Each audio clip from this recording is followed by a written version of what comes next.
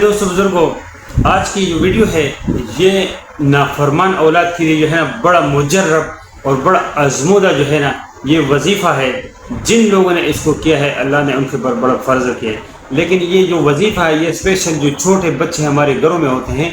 جو ابھی ہمارے قابو میں ہے، وہ ویسے بھی ہماری بات تھوڑی بہت سنتا ہے، لیکن اگر ہم یہ وظیفہ ان کے ساتھ کر دیں تو انشاءاللہ تعالی وہ بہتر انداز میں اور زیادہ آپ کے مطیع اور فرمانبردار ہو جائیں گے، اور آپ کے کہے ہوئے بات پہ، اور وہ بچپن سے ہی انشاءاللہ ان کو دین کا شغل اگر آپ نے دین کے اوپر ان کو ڈال دیا تو ان کو جو ہے نا دنیاوی لحاظ سے بھی وہ کامیاب ہو جائیں گے اور دینی لحاظ سے بھی، اور وہ کبھی جو ہے نا غلط راہ پہ نہیں جائیں گے، وہ انشاءاللہ تعالی ہمیشہ اللہ ان کو بچائے گا۔ تو باقاعدہ ویڈیو کا آغاز کرتے ہیں۔ اعوذ باللہ من الشیطان الرجیم، بسم اللہ الرحمن الرحیم، الصلاۃ والسلام علی رسول اللہ۔ السلام علیکم ورحمۃ اللہ وبرکاتہ۔ میرے دوستو بزرگوں، آج دنیا میں جو ہے نا ہر آدمی پریشان ہے، کس وجہ سے کہ ان کی اولاد جو ہے نا وہ نافرمان ہو گئی ہے۔ کسی کا جو ہے نا شوہر نافرمان ہے، وہ راہ راست پہ نہیں آتا ہے، کسی کی بیوی نافرمان ہے، وہ راہ راست پہ نہیں آتی ہے اور ان کا کہنا نہیں مانتی ہے۔ اس طرح کسی کا جو ہے نا بیٹا نافرمان ہے، کسی کی بیٹی نافرمان ہے، کسی کا بھائی نافرمان ہے، کسی کی بہن نافرمان ہے۔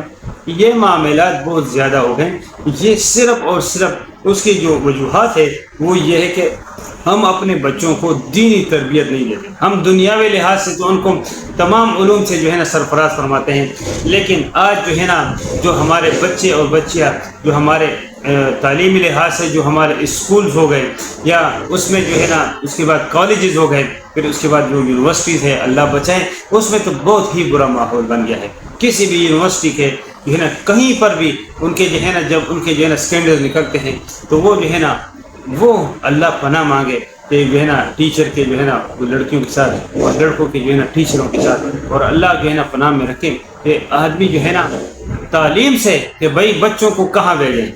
کہاں پہ ان کو تعلیم دیں۔ تعلیم نہ دیں تو بچے جو ہے نا وہ جو ہے نا پھر ان پڑھ رہ جائیں گے۔ تو ان کو تعلیم بھی دینا ضروری ہے، لیکن اس ماحول میں اگر بھیجیں تو ان کے جو ہے نا پھر وہ بگڑنے کی یہی صورتحال ہوتی ہے۔ تو میرے دوست بزرگوں، یہ بہت ہی ایک پریشان کن ماحول ہے، اور اس میں جو ہے نا آدمی جو ہے نا بڑا پریشان ہوتا ہے کہ نہ بچے کو کسی کالج میں جو ہے نا بھیج سکتا ہے، اور نہ کسی بچی کو، نہ کسی لڑکے کو جو ہے نا یونیورسٹی بھیج سکتے ہیں، نہ کسی جو ہے نا بچی کو یونیورسٹی بھیج سکتے ہیں۔ یہ صورتحال بن گئی ہے، ہر آدمی اس کے لیے پریشان ہے۔ تو میرے دوستو بزرگوں،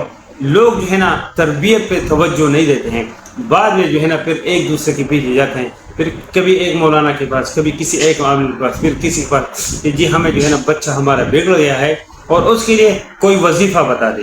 تو میرے بھائی، آپ نے اس کی تربیت ہی نہیں کی، آپ نے اس کو دینی ماحول نہیں فراہم کیا، آپ نے اس کو قرآن شریف جو ہے نا ترجمے کے ساتھ نہیں سکھایا، آپ نے جو ہے نا اس کو جو ہے نا احادیث نبی صلی اللہ علیہ وسلم نہیں پڑھ کے سنایا، ان کے ذہن میں احادیث کو نہیں بٹھایا کہ اللہ کی نبی صلی اللہ علیہ وسلم نے، پھر جو ہے نا خلفائے راشدین نے، اور پھر صحابہ کرام رضوان اللہ تعالیٰ اجمعین نے کس طرح زندگی گزاری تھی۔ آپ نے وہ سیرت تو ان کو پڑھائی نہیں ہے، آپ نے تو صرف ان کو ABC میں لگا دیا اور الف با تا میں نہیں لگایا۔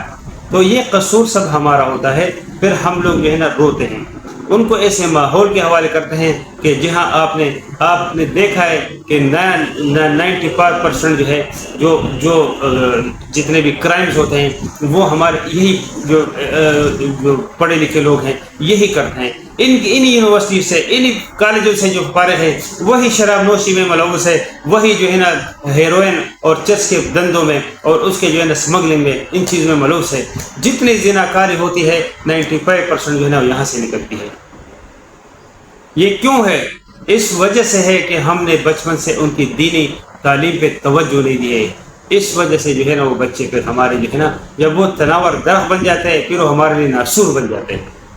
یہ اس سبق بھی آتا ہے کہ لوگ کہتے ہیں کہ یا اللہ یہ میری اولاد کو لے لو، لیکن جو ہے نا یہ میرے لیے مصیبت بن گئی۔ وہ گھر سے پھر ڈاکے بھی مارتے ہیں، پھر ہر قسم کے، پھر جیلوں میں بھی جاتے ہیں۔ آج جیل میں کتنے لوگ پڑے ہوئے ہیں، آپ کسی بھی جیل کا آپ معائنہ کریں، پاکستان کے کسی بھی جیل کا معائنہ کریں، ہندوستان کے کسی جیل کا معائنہ کریں، بنگلہ دیش کے، یہ جو کسی بھی ملک میں آپ چلے جاؤ، بھلے وہ یورپ کی کوئی کنٹری ہو، چاہے وہ جو ہے نا دنیا کے لحاظ سے ترقی یافتہ ممالک ہے یا ترقی پذیر ممالک ہے یا پسماندہ ممالک ہے، کسی میں بھی آپ چلے جاؤ ان کی جیلوں میں آپ کو یہی لوگ جو ہے نا کرائم میں نظر آئیں گے، جن لوگوں کی تربیت نہیں ہوتی ہے۔ تو تربیت جو ہے نا یہ زندگی کا اہم ترین معاملہ ہے۔ جن لوگوں نے اس سے جو ہے نا وہ اپنے جو ہے نا وہ ڈیوٹی ادا نہیں کی بچوں کی، وہ بعد میں جو ہے نا آپ دیکھیں جن گھروں میں جو ہے نا دینی ماحول ہے وہ جو ہے نا اللہ کے فضل و کرم سے الحمدللہ 90% وہ گھر بچے ہیں، اس میں بھی 10% جو ہے وہ بعد میں جو ہے نا حالات سے دیکھتے ہوئے ملیں گے، لیکن 90% دیندار لوگ جو ہے وہ بچے رہتے ہیں۔ جو بے دین لوگ ہیں، جو دین پہ توجہ نہیں دیتے، جو اپنے بچوں کو دینی تعلیم جو ہے نا سمجھتے نہیں ضروری، یا ان کو وہ جو ہے نا اس مقدار سے دیتے ہیں جیسے جو ہے نا کہ 90% جو ہے نا وہ دنیاوی تعلیم، 10% کی صرف وہ بچہ جو ہے نا قرآن شریف کا صرف پڑھے، تو ان گھروں میں آپ دیکھو کہ ان کے بچے بگڑ جاتے ہیں۔ میرے دوستو بزرگوں، ہم نے بچوں کا اگر وہ کرنا ہے تو ہم نے اپنے گھروں کے ماحول کو دینی بنانا ہوگا، بچوں کو بچپن سے وہ تربیت دینی ہوگی جو ہم سے پوچھا بھی جائے گا، ہم سے پوچھا جائے گا کہ آپ نے بچے کو کون سی تربیت دی تھی۔ آج جو ہمارا بچہ جو ہے وہ جس نہج پہ جا رہا ہے، جس راستے پہ جا رہا ہے، وہ راستہ ان کو ہم نے دکھایا ہے۔ اگر ہم نے ان کو بچپن سے قرآن اور سنت کے مطابق جو ہے نا زندگی پہ ڈالتے تو وہ بچہ کبھی نہیں بگڑتا، لیکن ہم نے ان کو جو ہے نا دنیاوی زندگی جو 50 60 70 سال کی جو زندگی ہے، میکسیمم میں کہتا ہوں 70 سال میکسیمم آج کل ہو گیا ہے، ورنہ ایوریج جو ہے وہ 50 55 ہی ہوگی، کوئی جو ہے نا 30 35 میں بھی چلا جاتا ہے، کوئی 20 25 میں بھی چلا جاتا ہے، لیکن ایوریج جو ہے وہ 50 55۔ لیکن جو نبی کی عمر ہوتی ہے وہ 60، ہمارے نبی کی عمر 63 سال تھی، تو یہ ایوریج عمر اس امت کے لیے اللہ نے مقرر فرمائی ہے۔ تو میرے دوستوں بزرگوں، آج زندگی بڑی محدود زندگی ہے، لیکن اس کے لیے ہماری ساری توجہ اسی کے لیے، دین کے لیے نہ ہمارے پاس نماز کا کوئی ٹائم ہے، اور نہ ہمارے پاس قرآن شریف کو سیکھنے کے لیے کوئی آدمی، آپ 100 میں سے کسی کو وہ صرف رمضان میں قرآن شریف ختم کرتے ہیں، پورے سال وہ قرآن شریف کو ہاتھ ہی نہیں لگا، یعنی وہ عربی میں پڑھنا، حالانکہ قرآن شریف عربی میں صرف پڑھنے کے لیے نہیں آیا ہے، یہ ثواب کے لیے نہیں آیا ہے کہ اس سے آپ ثواب، اس سے ملے گا، ثواب بھی ملے گا، اس کو دیکھنے میں بھی ثواب ہے۔ اگر قرآن شریف کے سامنے پڑھے آپ نے صرف اس کو اس کے اوپر نظر لگا دی تو آپ کو ثواب مل جائے گا، ثواب کی بات نہیں ہے، یہ اپنی زندگی میں امپلیمنٹ کرنے کے لیے آیا تھا کہ ہم اب جب امپلیمنٹ اس وقت ہوگا کہ جب آپ سمجھو گے۔ ہمیں پتہ نہیں کہ سورہ فاتحہ میں اللہ تبارک و تعالیٰ سے کیا فرما رہے ہیں، ہمیں اس کے معنی نہیں آتا ہے، تو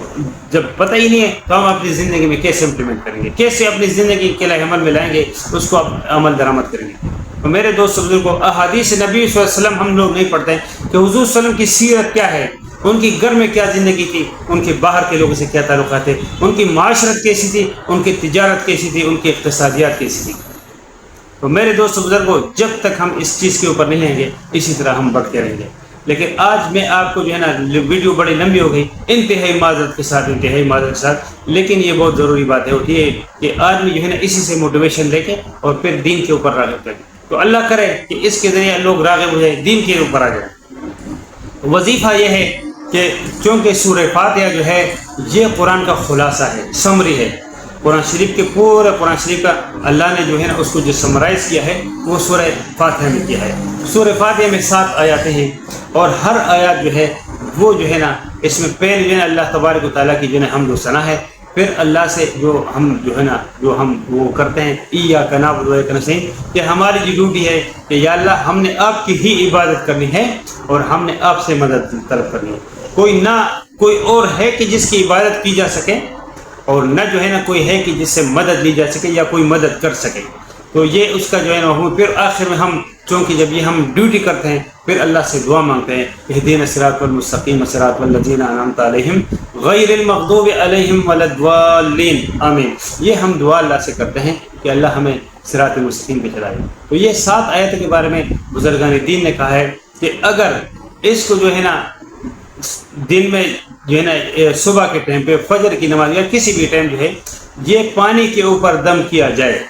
اور جو ہے نا 7 مرتبہ یہ پڑھ کے، اور درود شریف اول آخر درود شریف لازمی، ہر عمل کے ساتھ درود شریف لازمی ہے، بغیر درود شریف کے یہ درود شریف کی مثال ہے کہ جیسے ہم کوئی تحفہ جو ہے نا جب کسی کو بیچتے ہیں تو اس کو باقاعدہ ہم جو ہے نا گفٹ پیک میں بند کر کے پھر اس کے اوپر وہ خلائیے چہرے، یعنی یہ تمام چیزیں جو ہے نا اس کو ایک خوبصورت بنا کے، تو یہ اللہ تبارک و تعالیٰ کے لیے جب ہم جو ہے نا یہ کوئی تحفہ بیچتے ہیں تو یہ جو ہے نا درود شریف اس کے اوپر لازمی ہے، درود شریف لازمی ہے۔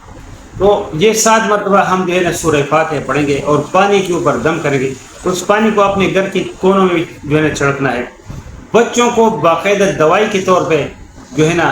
دن میں 3 مرتبہ اس کو جو ہے نا پلانا ہے انشاءاللہ تعالیٰ. اپنے دیگر جو کھانے پینے کی چیزیں ہیں پورے گھر والے اس کو پئیں انشاءاللہ. گھر میں اس کی برکت سے وہ برکتیں آپ دیکھیں گے انشاءاللہ تعالیٰ کہ آپ حیران رہ جائیں گے.